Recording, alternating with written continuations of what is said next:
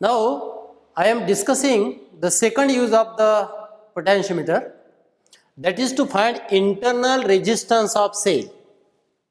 Okay, so this is our potentiometer wire AB. This is current sending agency.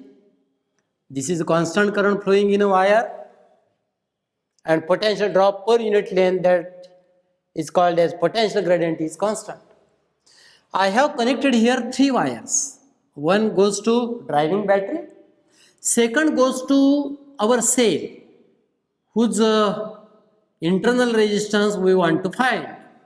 So I have shown the cell EMF E and internal resistance R. Okay. And to the third wire we have connected resistance box, from which resistance R is drawn, and then in series with it there is an important key. That key is K2. So let this K is K1. K1 key is pressed, it is sending constant current. This K is K2. Now these two terminals are connected to the galvanometer, and then there is a jockey. What is our experiment? First, K2 key is make open. That means we have not connected this. So we have connected this section, cell in series with the galvanometer and jockey. Find the balancing length. Let balancing length is L1 from A to P1. So phi A P1 is equal to K into L1, and definitely K2 key is open, so it is not connected. So cell is balanced by that length. That means this will equal to E1. So E1 is equal to KL1. That is equation number 1. Okay. K2 key is open and balancing length L1 is obtained. Now second thing, K2 key is closed. This key is closed, no doubt. To the cell in parallel combination there is a resistance box, and from which resistance R is drawn. K2 key is pressed. Again take the jockey and find the balancing point. Let it is at the P2. So what is here? VA P2. Let it is L2. So according to the principle we can write it is equal to K into L2, and this is not equal to EMF E1 because this K2 is closed. So current is not flowing in galvanometer, but cell is not open. Cell is sending current in this way. Okay, and that's why PD cannot be written equal to EMF.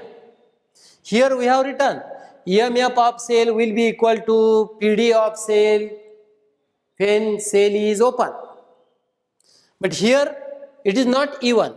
So phi equal to KL2, that is equation number 2. Divide this equation by this equation. So EMF upon terminal PD, K gets cancelled. What is our equation? L1 upon L2. How the EMF can be written in terms of current? It is R into R. EMF of cell is nothing but current into resistance plus internal resistance of cell, and this is the external resistance. And this terminal PD can be written in this way, I into R. So I gets cancelled. So what is our equation? C, this R upon R1 plus R upon R is equal to L1 upon L2. So R upon R is equal to L1 by L2 minus 1. And what is the formula for R now? L1 minus L2 minus 1 into capital R. So by using this equation we can find internal resistance of cell.